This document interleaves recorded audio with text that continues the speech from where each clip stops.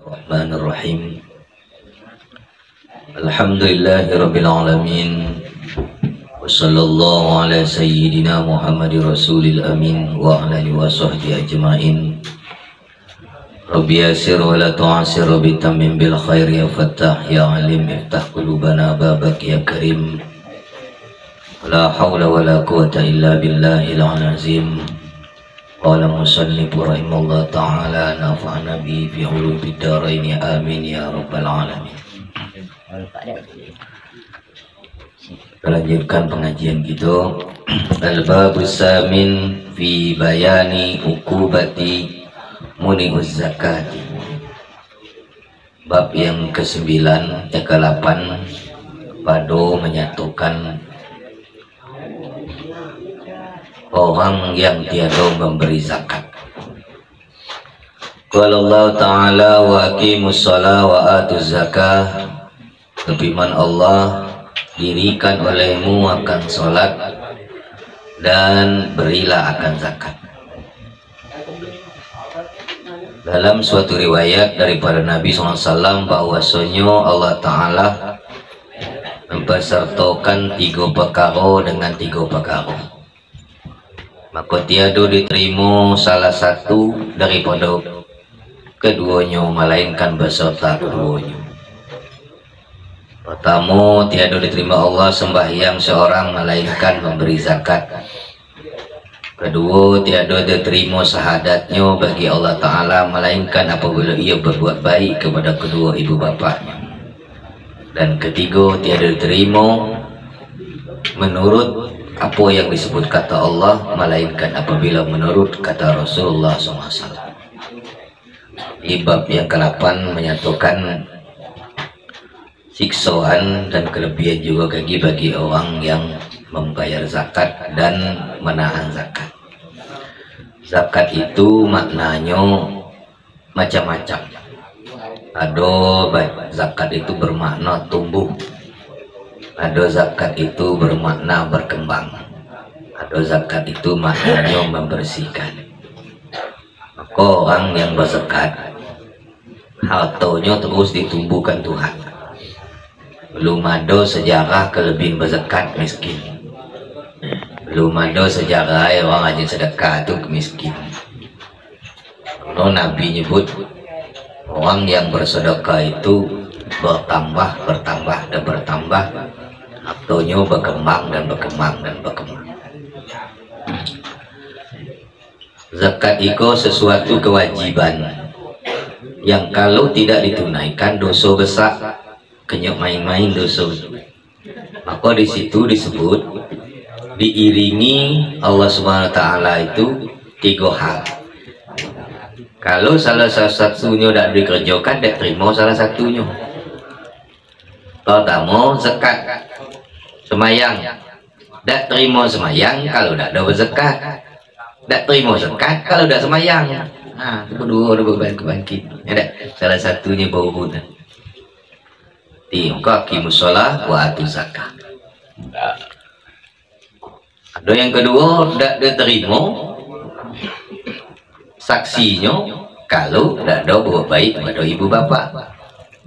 Wa'budullah wa la tusyriku bi syai'a wa bil walidaini ihsana. Menyembah Allah, jangan syirik dengan Tuhan, dan buat baik pada dua ibu bapa. Tidak bisa cuman kita semayang, berapa, menyembah Tuhan, bersahadat dengan orang tua, durhaka. Atau dengan orang tua baik. Tidak masuk dah Islam sama tidak go. Kemudian yang ketiga, tiada menurut kata Allah melainkan kata Nabi Muhammad SAW. Jadi apapun yang kita ikuti adalah ngikut Nabi. Ngikut Nabi otomatislah ngikut Tuhan. Jadi kembali kepada zakat tadi, yaitu dikenakan kepada orang-orang yang memang telah mampu nisab dan haulnya. Di zamannya ada nama sahabat Nabi Sayyidina Umar. Itu orang yang tidak ada bayar zakat, diperangi. Bo kalau kini kau ada bayar zakat kena perangi coba. Perang pakai pedang suruh. Kau jemput hoto di rumah orang tu. Kalau dia nak tangkap. Saking besar dosa. Dan di zaman cucunya Sayyidina Umar tu ada nama Sayyidina Umar bin Abdul Aziz. Seorang pemimpin yang cuman mimpin 3,5 tahun. Cuman dari Madinah sampai ke Yaman tuh sekoidah orang punya utang. Deketik ditemukan orang miskin. Kenapa? Karena Sayyidina Umar bin Abdul Aziz ngambil zakat turun ke bawah dan dibagikan kepada kemakmuran masyarakat.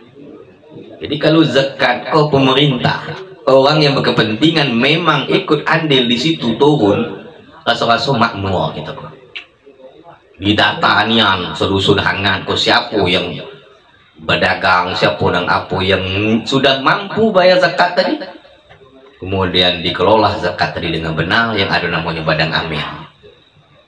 Yang deketik punya gawe nyai itu tadi belikan gerobak bakso dari atau zakat tu tadi boleh macam tu. Zakat mal beda dengan zakat fitrah. Kalau zakat fitrah tu dari bahan pokok dan dibagikan ke orang untuk makan hari raya. Tapi kalau zakat mal tu nama zakat harta. Boleh gitu sepakat, pomo siapa situ ada punya usaha diukur sahoi gugur dibantu dengan itu. Nah, kalau itu saling menokong ekonomi, saya rasa kemakmuran pada satu tempat, dan itulah yang dilakukan pada zamannya Umar bin Abdul Aziz. Nah, jadi carilah kini ke daerah yang kritik orang berhutang. Nah, zaman itu dari Madinah berapa negara sampai Yaman detik orang berhutang. Saking zakat kau dimanfaatkan dengan sebenar-benarnya dan kesadaran orang tuh bayar zakat.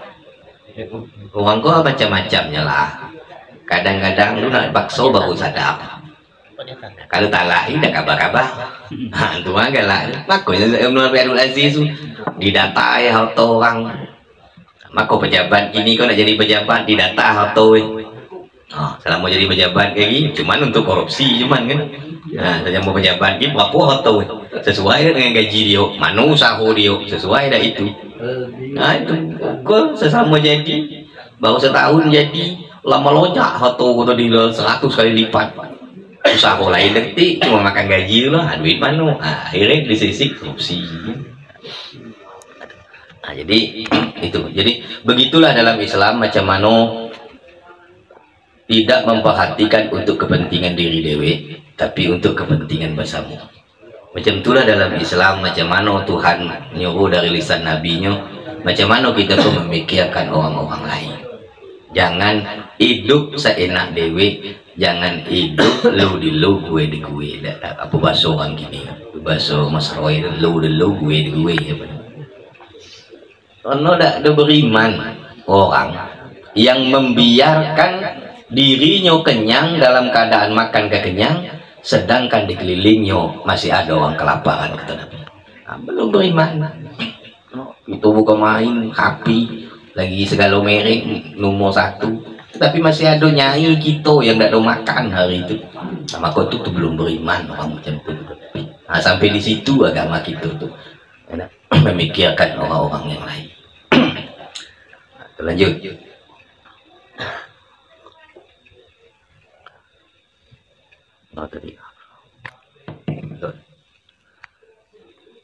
Kata Rasulullah SAW bersabda, apabila memiliki orang Islam itu akan 1 nisab daripada emas, dan yaitu 20 miskol, maka wajib atasnya bahwa memberi zakat setengah miskol, yaitu rubu'at asyara.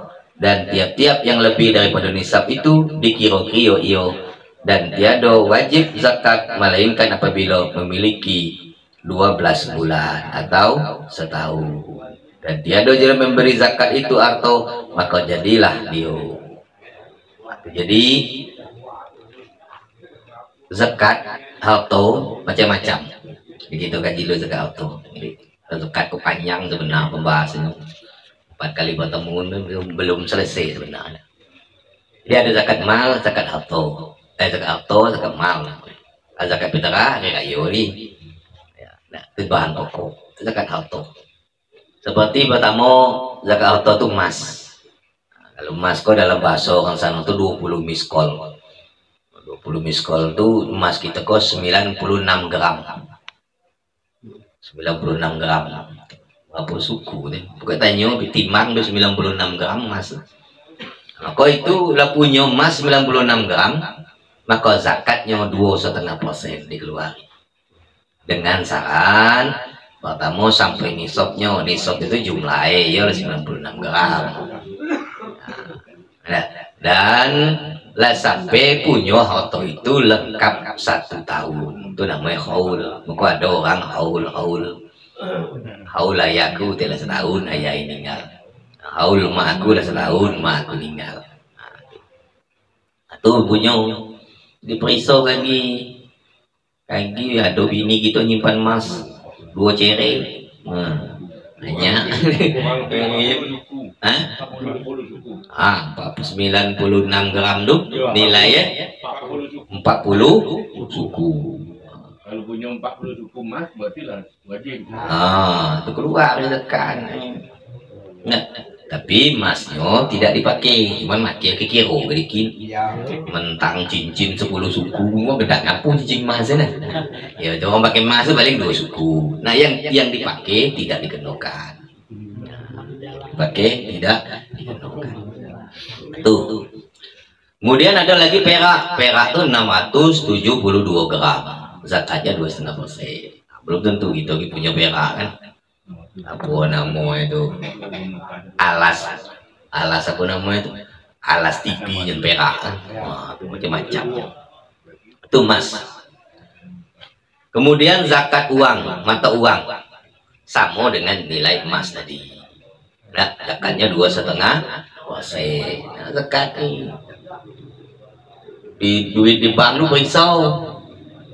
Hitung. Rayo sarinu, rayo keko. Oh, kata dua uang. Banyak duit orang lagi lawak lo, semeliah. Keluarin. Tapi kalau tahun sarinu semeliah, tahun ke 10.000, keluar lagi. Keluar sekali betul lah. Habis berbaring, habis. Itu keluarin, keluarin. Itu zakat mata uang. Ada lagi harta perdagangan. Juga itu dihitung harta perdagangan tuh. Jangan sampai harta pedagang itu punya untungnya be. Modal itu juga dihitung. Nah, setahun keluar zakatnya 2,5%. Itu tadi. Ini tengok dagangnya nggak jual cilo, tapi dapat belum masuk. Oh jual cilo, awak berzakat. Mana kalau cilo setiap desa ada cabang cilo. Walaupun 250 cabang cilo seluruh Indonesia. Seko toko tuh modal lebih 50 juta. Itu kan nonggo. Termasuklah kita gini ke apa namanya kayak perseroan. Macam-macam Pak Borju Mas Roy itu kan punya CP, punya PT. Atau perkongsian masuk itu kau berkongsi dia dalam satu rekan kerja. Nah, kupoi berhasil ternak lele kau tadi, ya, banyak lele 2 hektar penuh apa, kau ada lele apa pula topal pula ada kenung, ada 2 ekor tali kapal kadang-kadang pula pala ada bagi makan. Ayo panjang kanal lele diuk galau. Panen gigi lele tu, banyak dapat untung, keluar juga zakatnya. Sudah tu baru berbagi, jangan berbagi dulu kerjasama tadi. Nah, keluar zakat baru berbagi untung. Ikut zakat belum keluar dia berbagi. Ada lagi namanya binatang ternak, kambing, unta detik gitu. Mana tahu be unta tu kalau punya 5 ekor zakatnya sekor. Setiap pertama 5 tambah zakat sekor. Tu siapa nak ingat unta boleh lah mesan, siapa naik haji tutup jari balik pesan untuk sekor. Sapi kebo 30 ekor punya. Setiap tambah 10 sekor. Kambing 40 ekor. Ada yang dusun sampai 40 ekor dengan kambing lah. Belum ada dah. 40 ekor. Nah, setiap nambah pula tambah pula seko kelipatannya. Kemudian zakat hasil bumi. Nah, kalau dulu zaman Nabi itu jagung, gandum, kalau kita kok padi. Nah, apa yang kita makan? Tapi dia makan pokok. Ya, kalau kita padi, yang gitu apa itu zakatnya? Padi itu berapa? Kalau sudah jadi beras 5 wasak namanya, atau 700 kg. Berapa? 7 pikul lah. 700 kg. Nah, tapi kalau dia masih kulitnya, nah, baru bayari, belum memesini, itu 10 wasak namanya, yaitu 1400 kg. Itu sepikul lebih. Nah, zakatnya berapa? 10% bagi yang tidak diairi, dibiayai. Kalau dibiayai macam orang irigasi, timbul lagi 5%. Nah, begitu gue detik udah tanam lah, hujan-hujan hari masuk-masuk udah kawai. Nah, itu 10. Nah, kalau kita rusun kau galak ngitungnya berapa? 100 kali, nah jentu gitu nih. Kalau kan 100 kali itu seminggu lebih dikit kan? Nah jentu apa setahun lebih dikit, nah setahun lebih, nah kali habis 10 kali. Itu orang pengen badai ya. Nah, kalau tak ada ditimbang, itu disekatkan. Buah-buahan dulu zaman Nabi disekatkan juga. Dulu ada namanya komo, ada namanya anggur. Itu dulu. Memang kita kok kadang lupa. Ayo itu detik gitu dia. Saking lu kutip bacanya situ. Karena dia anggap itu ketik duku.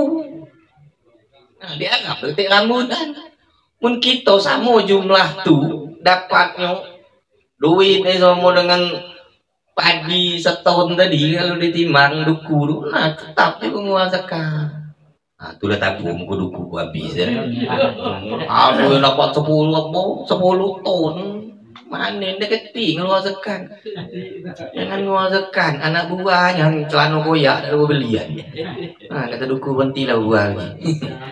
Tapi itu udah tahu lah kita rahasia Tuhan ya. Tapi seharusnya macam itu. Cabai macam tu go. Belum tentu nanam cabai 2 batang dapat 1 ton mungkin. Tapi berkebun benar dia tu. Oh, diajak apa perseroan CP Pak Borju tadi. Oh, ayo kita buka lah. Aku gawe detik ni. Tanah lah mulai habis apa ini. Kita kebun cabai ke dapat. Wah, sekali buka 2 hektar. Sekali panen. Wah, itu tadi 1 ton lebih hasil habis sih. Ah, keluarkan. Yang dipinta di kinian 10% dari rezeki yang diberikan Tuhan. Nah kita tuh maki itu bayarnya. Kau orang belajar sekolah tuh, kalau kalian masih dapat apa lagi? Nah, kalau maki bayarnya, nah tuh lanangnya lah. Kalau ngali-ngali nomor 1, sekian. Coba maki, galak ada tukang. Maki. Arti ya. Diseleksi lah atau kita tuh dihitung lah, ditanya lah orang yang tahu berapa jumlah awak. Oh, kira cukup dah lah kau dagang awak keluar lah. Dari dikit tuh nilai minimal zakat pun keluar lah. Karena kalau lah banyak kaki payah. Kita kok ngeluar zakat sedekah tuh dikit duit nah. Kalau lah kata ulta serak duit lu berpikir. Ya coba lah kita. Duit 100.000. Ada kanti. Ujok minyak duit, ada 100.000. Minyak separuh. Bagi tu. 50% ni kita bagi. Tinggal lah kita 50. Coba ada duit 1 miliar. Kanti minyak 500 juta. Nak bagi berfikir. Nah, kalau dan tadi 100.000, padahal sama-sama separuh dia ambil dia. Nah, itulah manusia. Maka jangan sampai kalau nak berzakat tu jangan seraan duit. Kalau nak keluar, kok lu banyak ni yang duit 1 miliar. Sebiar tu berapa? 25%, 25 juta. Elok motor tu. Nah, berfikir.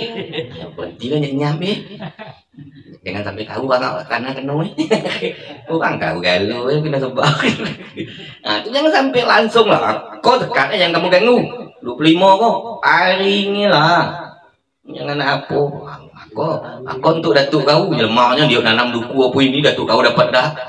Ngangguk dalam bubur dia main nanam. Kita ngenak begini kau. Bagi. Oh, bagi masjid tu. Tak apa tu. Apa tu. Meliseng dia apa. Masjid itu nak mungkar. Macam tu gitu. Karena kalau ditunggu-tunggu kayak gitu, kayak gila. Itu berpikir 25 juta motornya apa 20 ribu apa.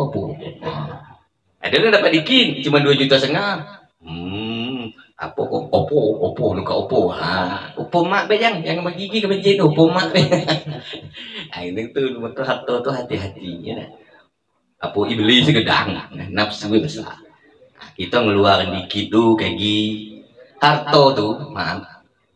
Zakat tuh namanya. Kalau ada orang ulama nyebut dakinya harta. Maka Nabi dengan keluarga itu udah nak nih mau zakat. Kalau kita berebut ini mau zakat no. Karena Nabi itu orang mulia, dia udah nak ngambil daki tu. Karena zakat tu tujuannya membersihkan harta. Nah kalau yang dibersih itu berarti kotoran. Nah Nabi itu nak akmi orang terhormat dan nak kami ngambil kotoran tu hakikatnya. Mung itu berebut. Kalau nak pergi zakat, tak dong hantar rumah dia petang. Yang ngaji si kau Lita ngajak kau ngaji petang dengan aku dah. Kita tahu dia yang dimakan itu kotoran harta. Jadi orang kalau tahu hakikat, jadi Nabi itu dia nak nerima punya dia dan nak bagi pemberi orang, dia tahu hakikat harta yang keluar dekat itu untuk membersihkan harta. Nah itu pasti keluar. Tidak kita keluarkan dia tuh akan keluar supaya harta itu bersih. Ada kita keluarkan zakat, maka macam-macam lah Tuhan caro dia ngambil. Itu yang harus kita hati-hati. Cuma gitu jangan nadoi orang, nengok orang tuh apa ini, mukoe berdekat belum tentu, kan?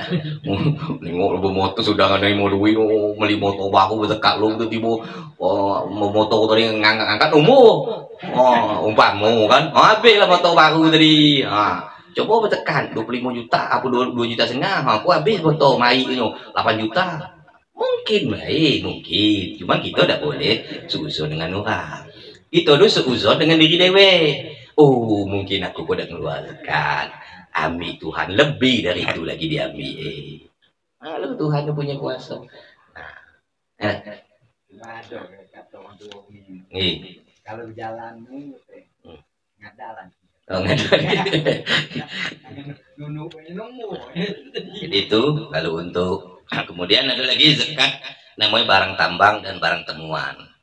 Seperti orang kini kok di bangko banyak orang nambang begitu detik sih gue dah si gue pun nambang beca di bangko tuh ada nama apa nama lambang mas itu keluar zakat nih tengok nyedot dalam sungai naik emas coba bayi Tuhan dengan manusia itu. Tengok kawan saya di Tabir kemarin terpapu bersusun mobil di rumah itu itu tadi nyedot emas. Ada lagi namanya harta temuan rikas. Belum tentu kayak gini nebas-nebas di apa di kebun nyangkul-nyangkul. Tercangkul lah kunci emas. Sebelah lagi tinggal itu hak itu sebenarnya itu. Enggak, hak itu. Walaupun harta purbakala dan sebagainya. Cuma yo jangan yang nyangkul apa tengok dikit kalau upo merek-merek gini kalau bahan kantu kan kilo cil ya adunya mau model begini kan diambil itu namanya harta rikas harta temuan itu dikeluarkan juga zakat jangan nunggu setahun nih pada saat itu dijual dikeluarkan zakatnya juga ada 2,5% nih tidak sesangkau tuh segan kita ngeluar. Itu dulu ditanyanya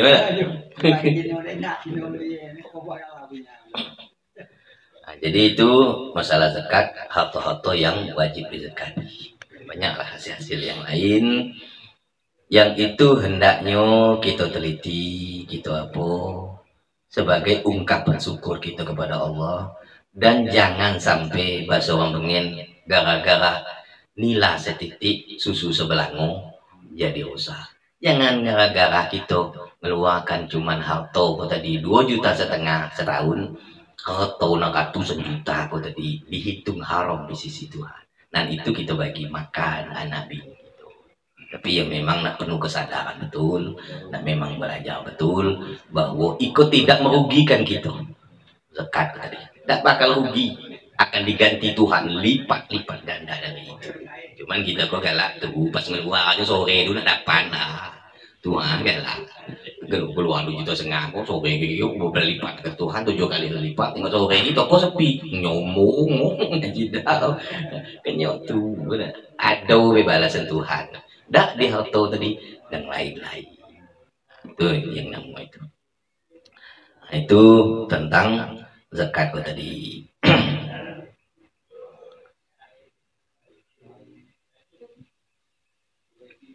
Dan jika tiada memberi zakat harta, maka jadilah pada hari kiamat kagi harta itu pakaian daripada api neraka yang mengenai daripada tubuhnya. Nah, jadi orang ada namanya zakat, dan sampai zakatnya kayak di akhirat dibuat Tuhan pakaian itu dari api neraka dan suruh kita pakai. Nah, kalau gitu be, baju terbakar, kau main no? Lengket di tangan, kau dak baju celana dari api tu. Nah, macam mana badan kita mendidih? Itu yang salah satu siksanya. Dan bersabda Nabi SAW, barang siapa memiliki nisab, artinya harta ialah sampai berzakat, padahal tiada diberi zakatnya itu, tak ada dikeluarkannya, datanglah pada hari kiamat kagi bau ular dan 2 matanya seperti nyalo-nyalo dan giginya daripada besi, maka menggigit ia dari belakangnya dan berkata ia, beri olehmu akan kami tanganmu yang bakhil itu.